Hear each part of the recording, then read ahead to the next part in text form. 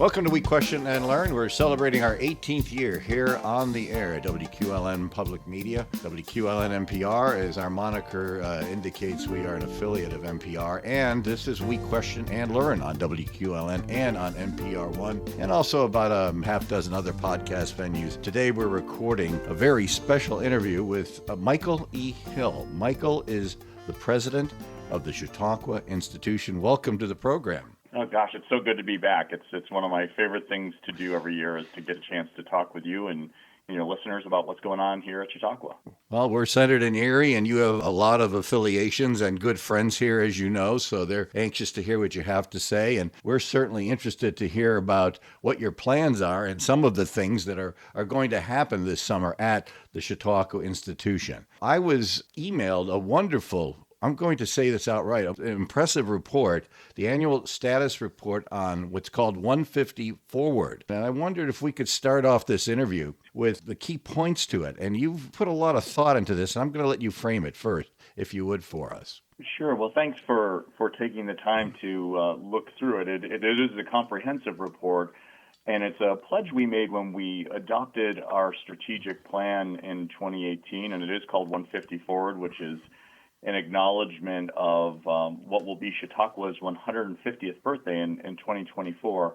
And it lays out for us not only what we want to do in the short term, but how we hope to think about the institution as perhaps it celebrates its 200th birthday, its 250th birthday. What we didn't anticipate in the middle of it was a global pandemic, so that much of the report talks about different paths we may have taken than we might have originally thought when we passed this document and started it really around January 1st, 2019.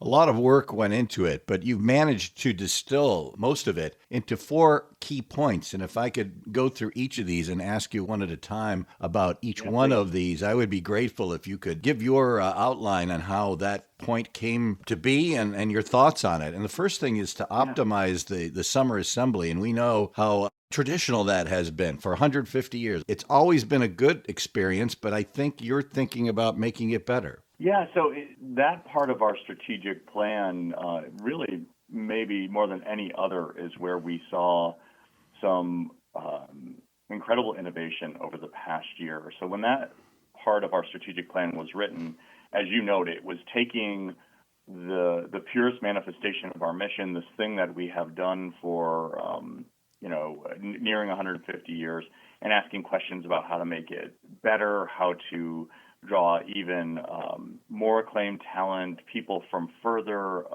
away from the region.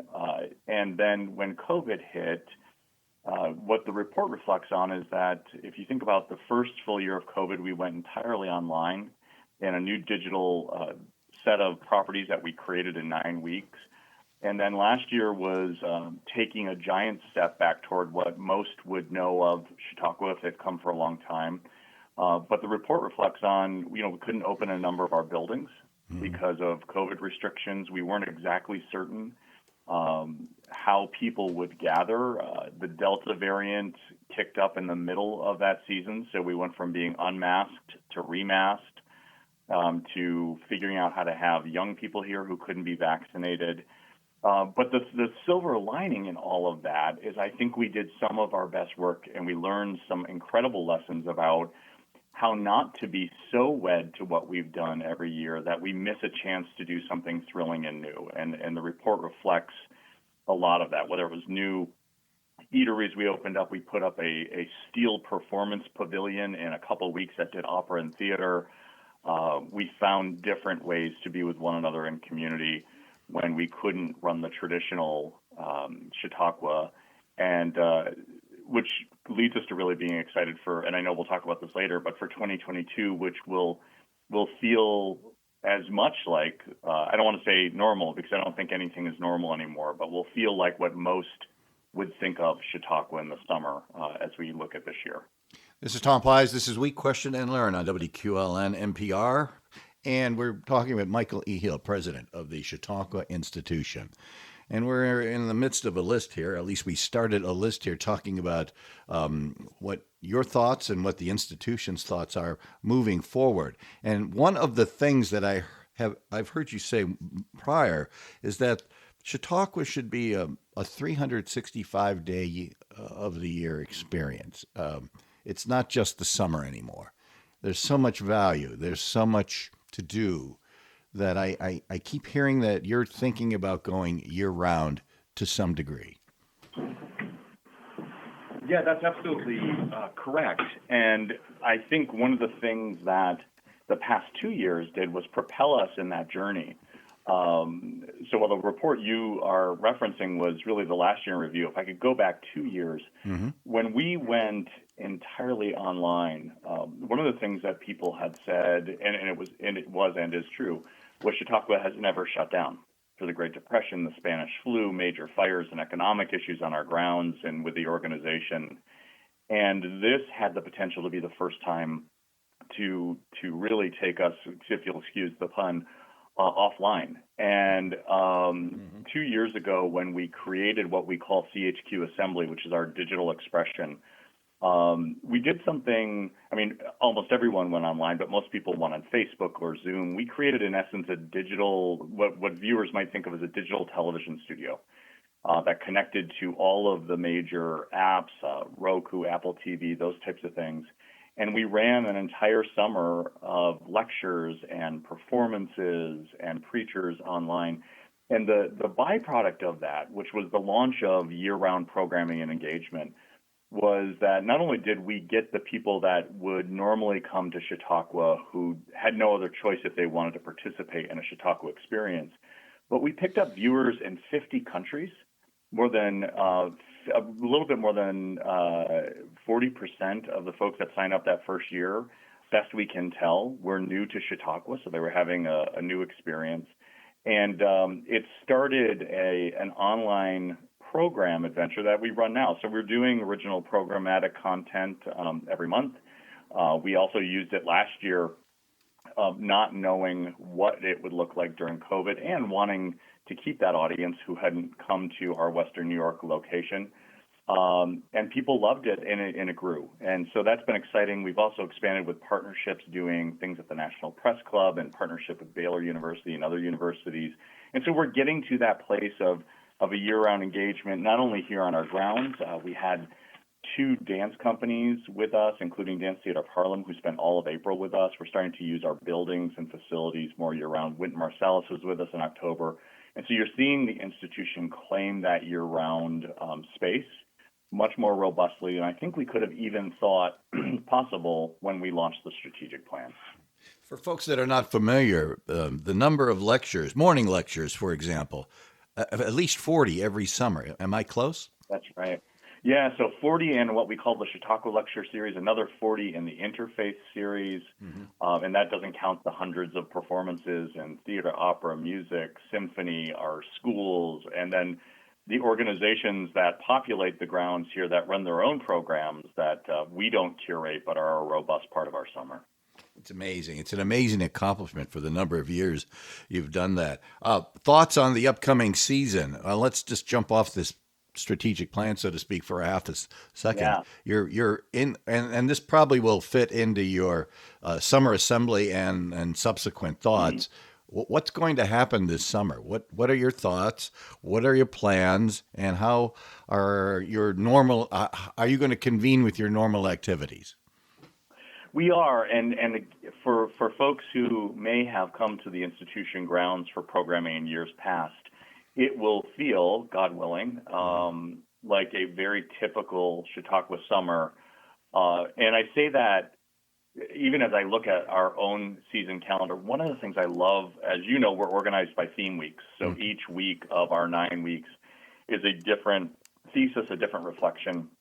And I'm always struck by how far in advance we create these topics and how they are even more relevant by the time we get to the summer. And week 1 is the perfect example.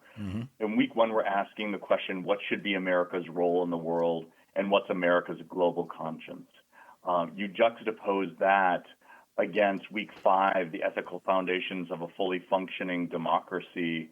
and we gained new profiles in courage. And one can't help but feel like that was ripped off the headlines with what's happening in Ukraine, with the debates we're having. So Chautauqua, again, will ask really critical questions that hold up a mirror to society, that hold up a mirror to our world. And one of the things I love most about our mission is our job is to ask questions, and for those who join us either online or here on the grounds to seek the answers and make the world a better place because they did. The, let's call it relatively recent renovation of the amphitheater. Could you talk about that? And of course, this year, you'll fully take advantage of it. Yeah, absolutely. And, one of the things I love, Tom, is that in Chautauqua land, we can say relatively recent as we head toward the sixth year that amphitheater's been renovated. And the history of the institution, that is a know, newborn. It's true. Yeah. It's true.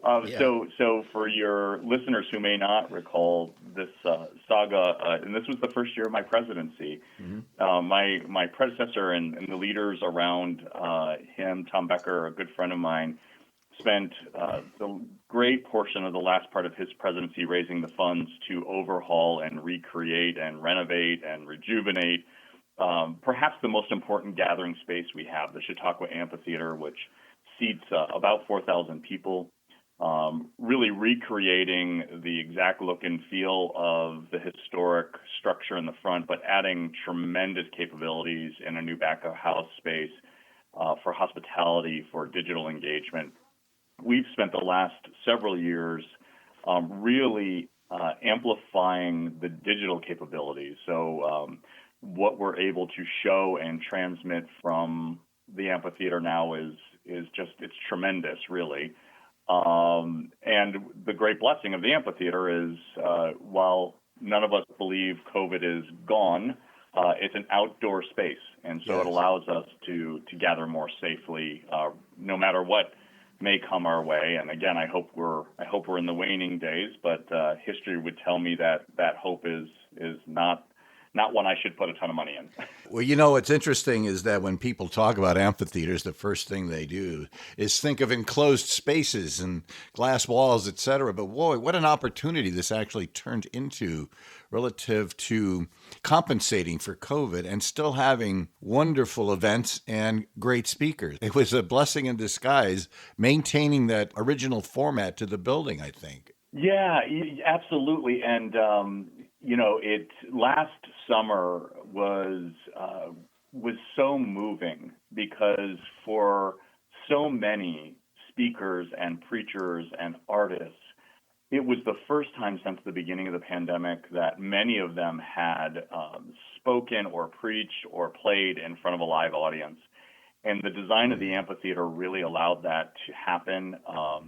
While it has a substantial roof that keeps people dry, the rest of it is open-sided, which allowed air to flow through there. There's ample space, and I think that has been, as you allude to, that's been a great blessing for us that makes us even more confident about having a very full summer this year. Well, that was a good investment about 5 years ago. And of course, that was nerve-wracking putting that up because I think you did it over a winter season. That was a real challenge. Yeah, my first winter. Yeah. I remember I was elected by the Board of Trustees in November of 2016, and I moved to Chautauqua into the President's Cottage in December. And I walked to the construction site, and what was present was an organ chamber and a big dirt pit and snow. and the organ sat on a giant, it looked like a brick tower because everything was dug out from. And I think that caused some consternation because they thought that was sinking or tipping in some way or another. Oh, gosh. But I was. Well, I mean, for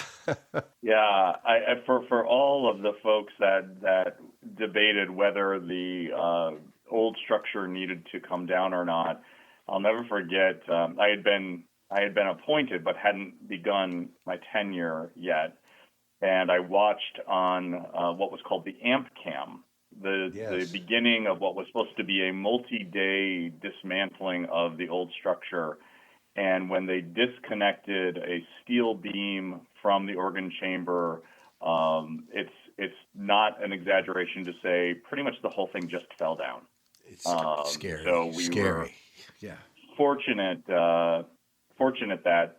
that construction schedule was there, and couldn't be happier with a building that will stand the test of time now for decades and decades to come. And the value of that organ and that whole project. And then, of course, the winter snow hit you there for a little bit. It was like looking It at sure it. does. Yeah. Every day I'd boot it up, and I've got to confess, I would drive and go look. I was so fascinated with this project that every week or so I went down to take a look at this, and I said, oh, poor Michael, what a way to start. In the end, it was a miracle. It actually was ready and open within minutes of the first lecture, I believe.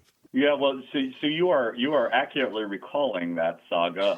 The funny, now in retrospect, funny Yeah. moment was we were painting the benches, and for your listeners Yes. who may not have joined us, it is a yellow structure, including the benches. Right. We were painting benches yellow the day before and the morning of Jamestown High School graduation, and those young people were wearing black caps and gowns. And I remember fearing that we would turn the graduating class of Jamestown High into bumblebees. Yes. Yeah. It was by the skin of our teeth we made it through opening that facility. And I talked to the gentleman that had worked on the organ, and he had an interesting story. We'll leave that one alone, but it seemed like you overcame and not only the small nuances, but some major items that may have caused the season to be delayed. Let's go back to the plan. Your next part of the plan, and I'm going to say this is fabulous, because not only are you thinking about the Chautauqua institution and the 700 some acres that are there, and all the people that live there, some all year long, plus everything you do each and every summer, you're on the shores of Chautauqua Lake. And That's right. And that's a very important and critical part, if I could say this, of your outreach. The ambiance is sometimes as important as some of the performances. So item 3 on your optimization, your growth, your planning here involves something that has to do with the lake. Could you elaborate on that for us? Yeah, it's and I'm really grateful that you pointed out the importance of the lake. The institution grounds, the main programming part of the grounds, the 250 acres that most people think out of our 700 that are here, much of that fronts the lake, and that's really an important part of who we are and our identity. It's also a critical part of why a lot of people come to the institution. They enjoy sailing, they enjoy swimming, the beaches here, and we have the unfortunate distinction of having Chautauqua Lake be among the most impaired in New York State. Mm-hmm. And so in the creation of this strategic plan, there was an acknowledgement that the institution had resources and leadership potential to really lean into trying to reverse the trends of what we see here, what I know sometimes you see over on Lake Erie, and sadly what we see in waterways around the world. Our waterways are really under siege by a series of things that are a combination of what humankind has done to them and just the evolution of our waterways. And we've been so lucky to partner with an organization called the Jefferson Project, which is based in Lake George in northern New York State, mm-hmm. that partnered with IBM and Rensselaer Polytechnic Institute and is using high-end digital mapping to understand what happens inside our waters and to create solutions to reverse it. And so for all those folks who look at whether it's Chautauqua Lake or what happens on Lake Erie with things like harmful algal blooms or other deterrents and says it's only a matter of time, what the Jefferson Project has proved is it doesn't have to be a matter of time. We can reverse the trends of the things that are ailing our waterways. And the institution has really put a significant stake in the ground on this, and it's decided that one of its principal objectives as an organization is the conservation of our lake. And so we're entering into year 3 of our partnership with the Jefferson Project. We are bringing the same technology here to Chautauqua County with the goal of not only understanding what's happening in our lake, reversing those things, but then sharing that knowledge so that other lakes and other water bodies can get on the path toward health. And in that way, some folks have said, gosh, this seems like a little bit out of what Chautauqua would normally do. And what I would say is, at a core, Chautauqua gathers people, shares information, and asks us to do something with it. And that's precisely what we're doing with the lake. We're finding out a ton of information, we're sharing it with people, and we hope that it's the beginning of a renaissance, not only for our lake, but for waterways around the world. I drive around there often, and you have to think it's not just the lake, it's the Chautauqua Lake watershed, which That's right. over the hill bleeds into the Great Lake Erie watershed. So for Western New York and Northwest Pennsylvania, this is an interesting and I think somewhat of a critical project. I think the community appreciates that you're taking this on as part of your major 4 steps. I would just add, we really look at more and more our relationship with Erie, Pennsylvania is deepening. And so we really look at this as not only something that we can do here, but we know, because we've seen it with other projects around the Jefferson Project, we think this will really has the potential to really help Lake Erie. So we're looking forward to even a deeper partnership as we go along. Well, Erie's a suburb of the Chautauqua Institution. You know that. We would be proud to claim ourselves as a suburb of Erie, but we'll take it further. And you know that there's dozens of people here that are critical, important, and avid fans of the institution. Hundreds of people. They have no qualms taking that 45-minute ride to see a speaker or some performances. We're in it together, so to speak. Before we run out of time, the last item, and I was sort of taken aback that it was the last item, and that's just my opinion, but the concept of having enough money to satisfy critical needs, how to be resilient. And you know what, Michael, this summer you may be speaking with one of your great speakers that come from all over the world, and they'll plant a seed in your mind. I know that you absorb these things when the speakers come. You may come up with a new idea. So it's going to take some finances to do some of these projects. And your 4th item here is I look at it as maintenance, financial maintenance of the Chautauqua Institution. Yeah. Well, so, and I'll try to do this briefly. This entire plan was built on the fundamental question: what would happen if Chautauqua lost a summer? Because until recently, the majority of the resources that we garner to run the institution come in 9 weeks in the summer. And so we were asking an existential question of what happens if one summer goes awry? How would we think about sustainability? And appropriately, people said, well, that's ridiculous. We've never not had a summer. Well, 2 years ago, in the traditional sense, while we ran a full program, we lost the summer financially. Right. And it was devastating to the institution. And fortunately, through the generosity of donors, through careful stewardship here and government funding, we are back and stronger than ever.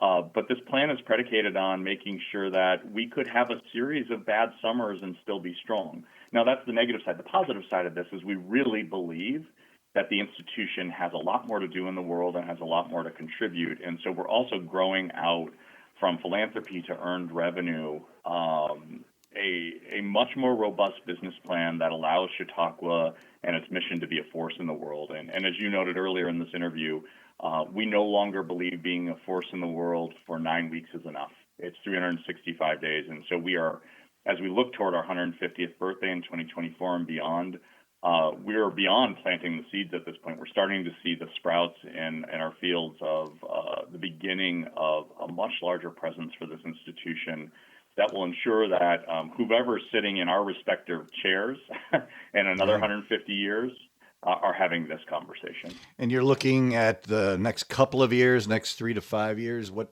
are your strategies, say, in the near term?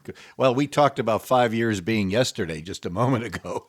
Yeah, I know. And so 5 years is going to sneak by you, unfortunately. Yeah. And I'm sure you've thought about what are the big things that you're going to try and do immediately, so to speak. Yeah. So there's 3 big buckets, I would say, that people could look to in the next 3 to 5 years. Mm-hmm. One is we know that people come far and wide to come to Chautauqua, and we haven't always done the best job of knowing who they are. So we believe there's a lot of philanthropy that can come from people that have already been here and love us. We also know that the more the institution does work in the world that has impact beyond our geographic region, that foundations and corporations and others will invest. So there's a philanthropy play here. There is the reality that the institution itself, while the grounds has 900 plus private homes, we also run more than 100 public buildings that we have traditionally only used in the summer, and we're starting to ask questions about how to use them year-round. So I mentioned we had some really significant artistic talent here in the last year. We're starting a series of dance residencies year-round. We're starting to look at winterizing some of our buildings that aren't winterized. We're really hoping to use the institution's physical plant much more aggressively year-round in service to the region and into this expanded budget.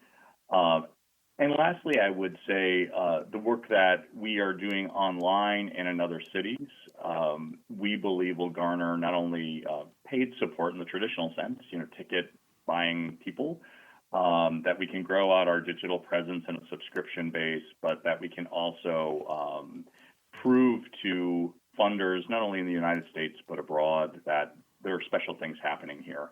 If we do all of that, and we're well on our way, we believe that our budget and our presence will continue to grow. But more importantly than that artificial number, we believe that will cement the institution's mission for the long haul and make us even more secure and sustainable in service to all the people that know and love us. Michael, I always ask the leaders of good organizations as yours, talk about your board for a minute. I always ask about the board because they are valuable, they're empowering. Of course, they're key people in keeping the Chautauqua institution going. Well, talk about your board for a minute.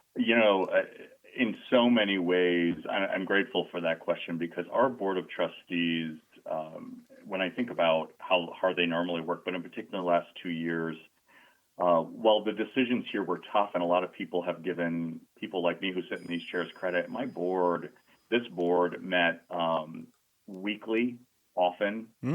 Sometimes the executive committee met daily during the pandemic. And they have done a brilliant job of not only helping us think through the immediate crisis of the pandemic, but keeping our eye toward the future and making sure that we were asking questions about, 5 years from now, 10 years from now, always pushing us to be smart about how we were stewarding resources and planning for the future. These are folks like all not-for-profit boards that not only do they not get paid, many of them give tremendously of their own personal resources to sustain the life of our mission. So whether it's my board chair, Candy Maxwell, who I think I speak to more than my husband, or many of the others that participate, these are really incredible servant leaders, and we're so lucky to have them. And unfortunately, two key people passed away, Dick Miller and Bill Klinger. And Dick Miller, the name Miller is key to the institution, I know.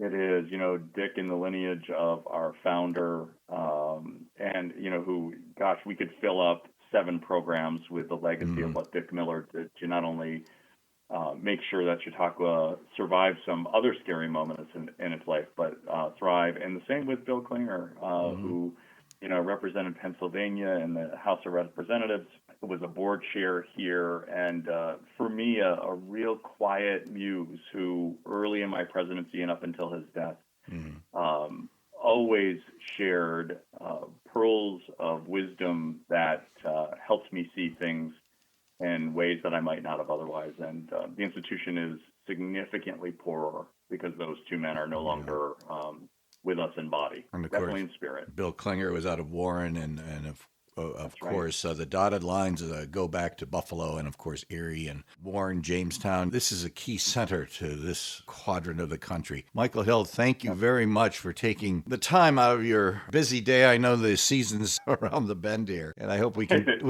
talk soon again, and let's do it this way. They should go to www.chq.org. How about that? And take a look at it. I appreciate your time, and I always love this conversation. Thank you for being on WQLN today. My pleasure. Welcome to We Question and Learn. We're celebrating our 18th year here on the air at WQLN, NPR1. Also, we are on at least 8 podcast venues along with WQLN.org where the program's archived, and we leave our interviews there for a couple of years because folks like to maybe rehash some of the good information that comes about.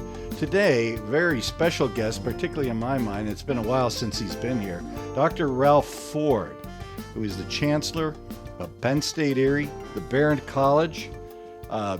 Dr. Ford, welcome. Great to be here, Tom. It's been a while. Well, we'll make up for it. You have more than 25 years of leadership experience in higher education and industry. But when did you first come to Penn State, the Behrend College? Well, I'll tell you, it's I hate to say it. I came here, it's been a while, 1994.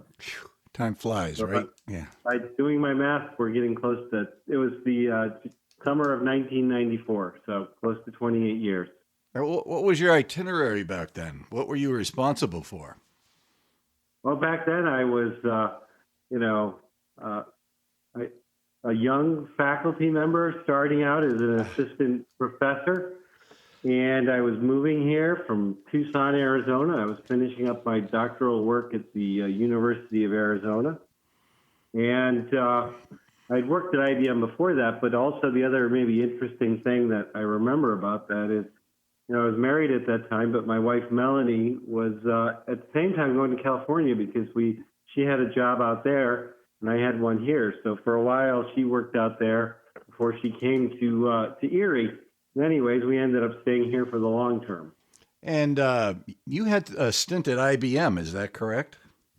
I do. Two stints. One is a internship and one is an engineer early in my career. So that got you going to where you are now. But you were the director of the School of Engineering. Tell us a little bit how that was like, please. Well, that was a great job, and I'll say people ask me if I liked being chancellor. My answer to that is yes, but I'll say being school director was really special. 10 years as director of the engineering school, and 10 years in which we experienced a lot of growth. There was a tremendous amount, and there still does continue to be, so I don't want to say that there isn't. But at that time, I started as school director in 2005.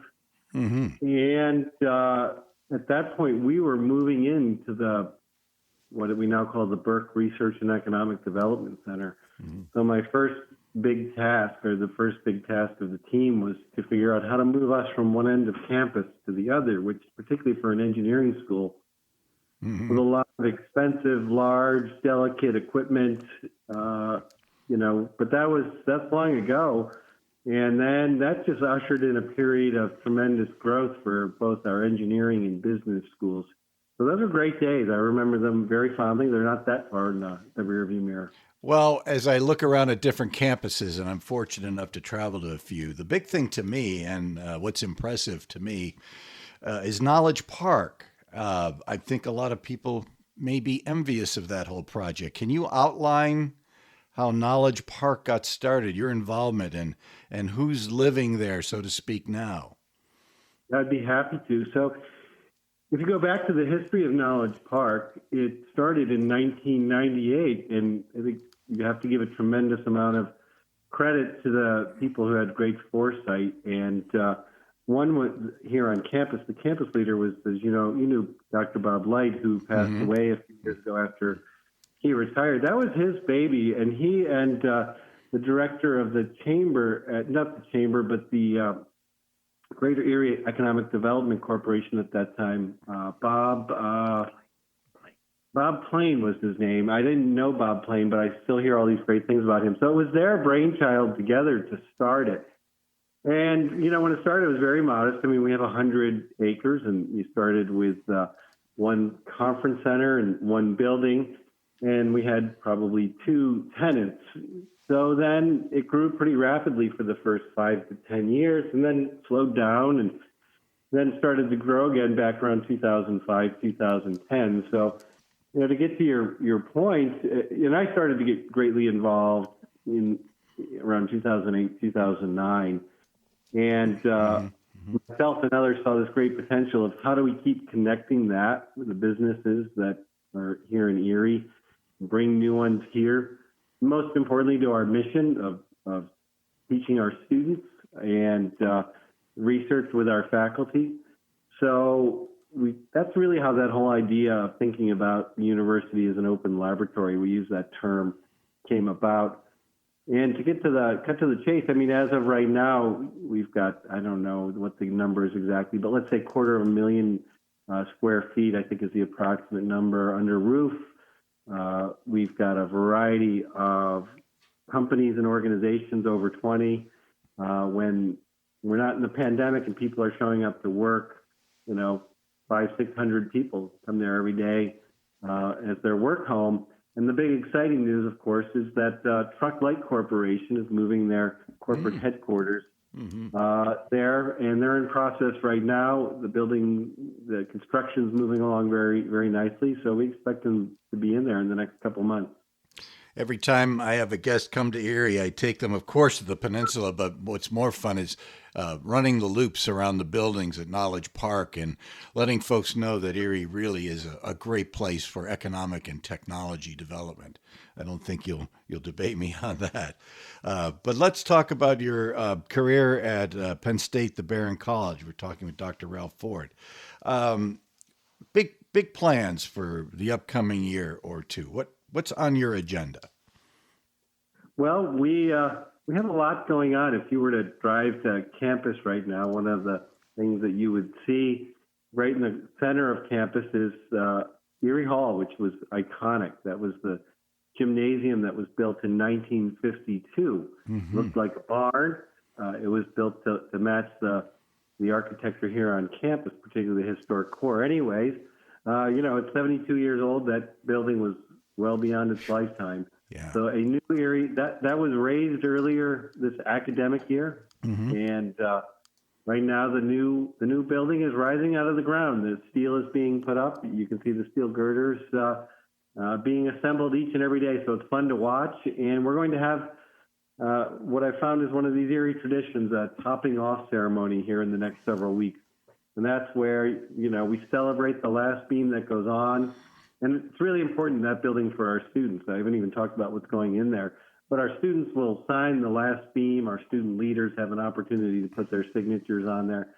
But this is going to be an athletic center. There's going to be space there for personal counseling. And it's right in the center of campus. It's something our students have asked for many years, $27 million project. So it's going to be an impressive space. And the students do challenge you. They want the latest, greatest things. They're sort of used to participating in some, commercial exercise facilities. But since it's on campus and part of Penn State Behrend, I'm sure you've thought a lot about the amenities, but also about the services, I hope. Yeah, you're absolutely right. You hear stories of climbing walls and the like. We don't have a climbing wall in there. But one of the things that students will really like is when you look at the area where, you have the exercise machines and the like, big open area with windows that overlook the center part of campus. Yeah. You can imagine people there on their stair steppers or treadmills or cycles or whatever else it is. It's going to be phenomenal in that regard. We restarted our wrestling program here several years ago, and we're going to have a wrestling room, a place for them to practice. Great. Mm-hmm.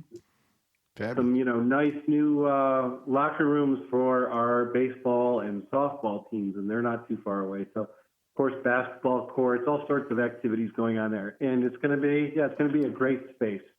Any other new construction up at Penn State Behrend? Yes, the other project underway is the Federal House here on campus. Do you know what the Federal House is, Tom? You know what? I've been by it, but please explain it to the audience if you would. I'd be happy to. So those who've driven by here in Harbor Creek, if you're on the Bayfront Connector, you've seen that red brick house that's been standing there for many years. Forever. Right? And we purchased it Actually, I think it was a gift to us from the Smith family. I shouldn't say we purchased it in the early '90s, and we shored it up, and we know that there's historic value to it. It is the oldest house in Harbor Creek, but it took a long time to find the right use for it. And finally, we figured it out, and that is there's a significant addition going on to it in addition to reconstructing the building itself. So if you drove by, a year or two ago and you looked at it, you'd say, yeah, it's a nice, brick house, federal style. You drive by now and you look at it, you'll notice the brick is clean and reappointed, and we've got nice shutters on there, and inside we're renovating it. So just in the core of the federal house, there will be just this really grand conference room. It's not a big space. I mean, it's a small house. Mm-hmm. But in addition to that, we're adding 10,000 plus square feet to it. Oh, wow. And that's going to be, to be this modern space. It is a modern space. Substantial completion of the project is in a couple of weeks. Now, universities over the years have changed dramatically. Gosh, remember the little 15 by 20 dorm rooms with 2 students in them? I think life has changed, particularly in the way students go to school. I read an article about the Googleplex and how all that works, open architecture, so to speak. And you folks have moved into the 21st century with this style of learning. Is that correct? That's true. So, I mean, I'll point out a few places on campus. So I'll just stick for a moment with the Federal House. We're adding, in that space that we're adding, where there are, that's the home of the Susan Hurt Hagen Corps, which is the Center for Outreach, Research, and Evaluation. And they do a lot of community work. Mm-hmm. So the sort of space you see in there, big open spaces, we'll have offices that are, somewhat separate, but a little more communal in terms of the way people work with each other. But you see that across the campus. So rather than labs, we still have the traditional, let's say, computer laboratories where students go in and they sit in rows. But you'll see a lot more computers, work areas, huddle rooms where groups of 3 or 4 students can get together and work on the fly, so to speak, and either hook their laptop into a monitor there, or maybe there's a computer, and, use that as their whiteboard and their collaboration space. That is exactly what's happening. It's a whole different way of working. You see it, for example, at the new area insurance building that they've opened there as well, too. So go back to the way school, forgive me for using that word, the university environment will look like in the next few years at Penn State and overall. What are your thoughts? I think, that the pandemic has certainly changed our ability to deliver and the way we deliver our education. So it already is far more flexible.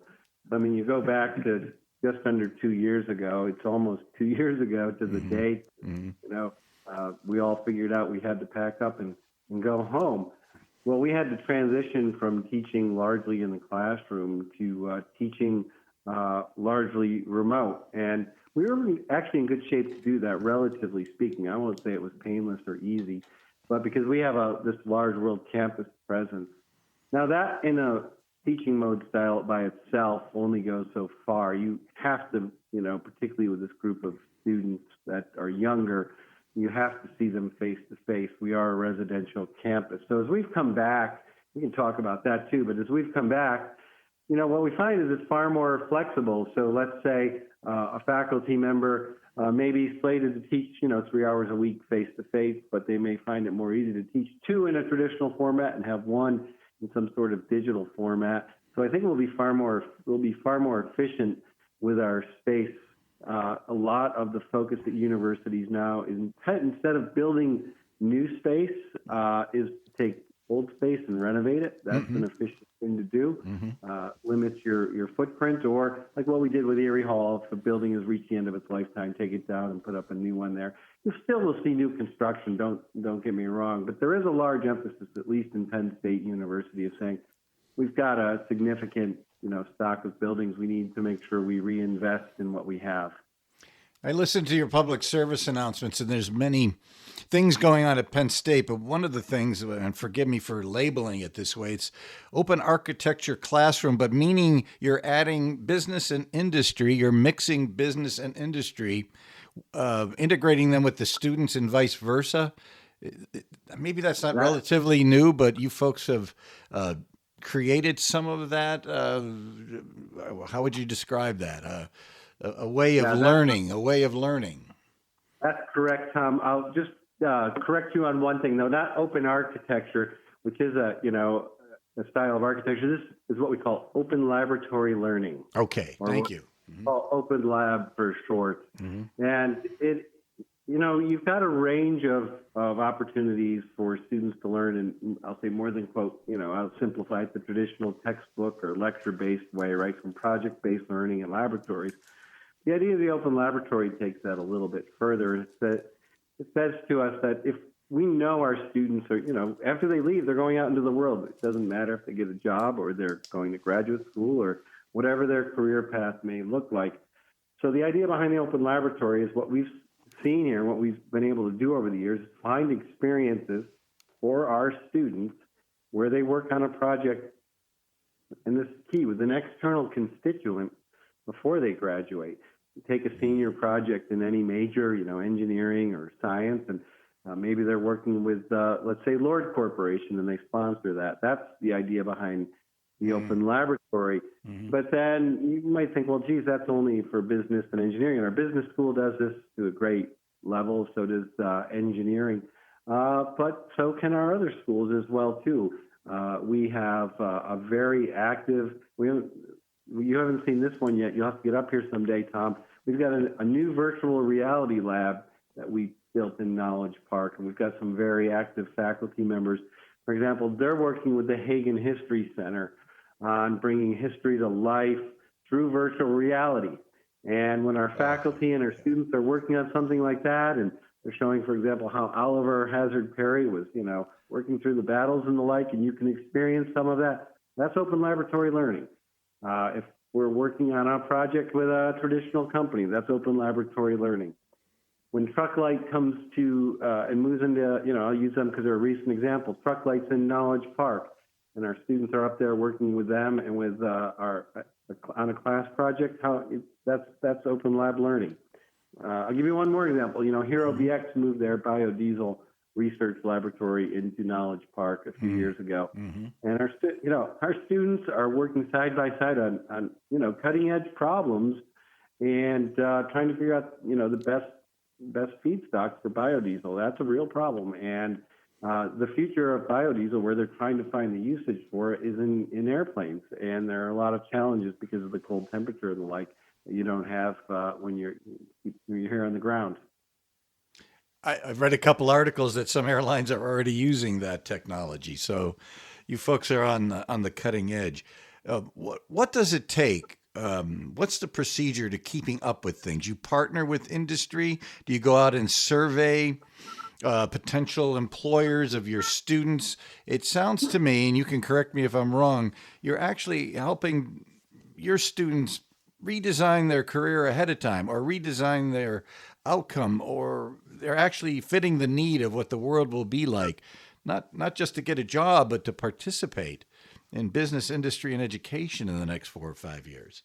That is absolutely right. The students, they amaze us in their continued ability to bring impact to the things that they do. So, not every experience works out. We did have somewhere, and that's fine. Students may have a project that doesn't work out as anticipated. Well, that's a learning experience, but you might as well do that while you're in school, or develop those skills and learn how to work on a team and everything else. But your fundamental question is, how do we do this? And that's a really good question. There's a culture that's built here that I think well exceeds myself, of really believing that we're a land grant university, and that puts people to sleep when I say that. But land grant does mean that we've got a special mission to meet the needs of our constituents in the Commonwealth, whether it's social development, business and industry, or whatever else it may be. So there are a lot of problems. How do we do that? A lot of interaction. I think surveys are just the start, frankly. That gives you some information, but frankly, everybody can do a survey. You've got to get out there and be working with them and meeting with them side by side. So we encourage not only our schools, but our programs to have advisory boards. Get an engaged advisory board member who's, influential in their organization, and then they can bring some projects here to campus. That's really key. And that's where you really learn from them. You host a lot of industry visits. Some are not going to work and some are. So you've just got to be open to that on a regular basis. And I'll say we're starting to see more of that face-to-face re-engagement as we see Omicron subside. So it frankly feels good to do that. Local industry. Go ahead. Please go ahead. I was just going to add one last thing, and I'm often driving our leaders here to say, hey, get out there and see this company or this organization. Earlier this week, a few of us were down at Iroquois Elementary School. Our Susan Hagen Corps partners with them on the Community School Initiative. And, wow, just to see the difficulty they've had during COVID, but how they've responded and the progress they're making, you don't get that just sitting in the office. Over the years, as you watched Penn State Behrend grow and the acreage and the greenery and the buildings, when I mean to open architecture, I meant that you've taken down the old school building type of learning and created environments that are, there's still buildings, but you created environments that make the student aware what's happening in business and in industry. So I'm sure these folks come up and visit you then, the local companies. Do they teach? Do they participate in any way? They do. There are a variety of ways. And, to your point, and I like the idea there too, where you're saying, this architecture, we build it into our thinking. So for example, in our Advanced Manufacturing and Innovation Center, we have, industry space in the same building as our academic space. That creates opportunities for people to run into each other. We do find there are a lot of people who have that passion that while they may have their full-time day job, they've just always wanted to teach, or they're a content expert. So we see that happen in a variety of fields across all 4 of our schools. That's quite common. Sponsoring a project, sponsoring an internship, coming to a career fair is another way. Being invited, come into class and bring your experiences or your expertise to the classroom. And I'll just go a little further than that. When I always found as a faculty member, I used to teach the senior design class, which is a great class. And but you had trouble sometimes motivating students that, you really have to do these things called, figuring out what the customer wants and writing specifications and thinking about your design and different alternatives. And even though, you may have been in industry, we could tell them till we're blue in the face. Students would kind of believe you, but when somebody comes in from industry or one of your alumni and they give that experience, that opens their eyes up. And then it makes them realize the importance. And it's legitimate. And it does give that, our external constituents a really valuable way to give back. Can we talk a few minutes about the economic impact of Penn State Behrend on our community here in Northwest Pennsylvania, and maybe even a little beyond? I'm sure you folks have measured this. Number of students, for example. We have measured it, and we did an economic impact study several years ago, which we do about every decade. And on that one, so I'll just start with that because that's a number. When you look, and they have a very specific methodology, the economists for doing this, our annual economic impact, when you look at, the money that we generate supposedly from jobs that not only are here on campus, they're not supposedly, but the spin-off jobs and others and the things you purchase, about $265 million a year. So that in itself is a nice number, but we think it goes way beyond that. So there are a few ways I think about this. One is every year, we get to see this graduating class go across stage. And if you say, you've got 800 students graduating and you do the math and each of them is going out and let's say their average starting salary is $45,000, you can do the math pretty quickly. And that's a whole lot of economic impact right there that you're generating. Of course, we look at our students as more than dollar signs and numbers, but you're asking the economic question. But then I'll go a little more philosophical, and I think there are a number of industries that are supported by what we do, from the growth downtown, where our students and faculty and employees go there, to being part of the arts community here in Erie, supporting theaters and the like, to the business growth in areas that we can support, from everything from locomotives, polymers and plastics are a very large cluster in Erie. We know we've got a large impact on that. And another area is youth outreach. We impact, we work with the K-12 systems, not just here in Erie, but well beyond, up in the New York State, down into the Pittsburgh areas and others, where we bring in teachers and students and show them what the career opportunities look like.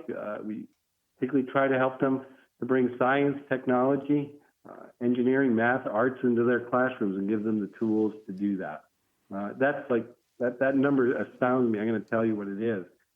27,000 teachers and students per year now we impact and work with directly. Those are direct measurable numbers. It takes you back a little. You have to think about what those numbers really mean, and I hope people will meditate on that. And I'm sure the community does support Penn State, the Behrend College. Dr. Ralph Ford, Chancellor of Penn State Erie, the Behrend College. Your leadership is well appreciated. Thank you very much for being on the program today. Well, Tom, just always happy to join you on your show, and it's always a pleasure to talk to you.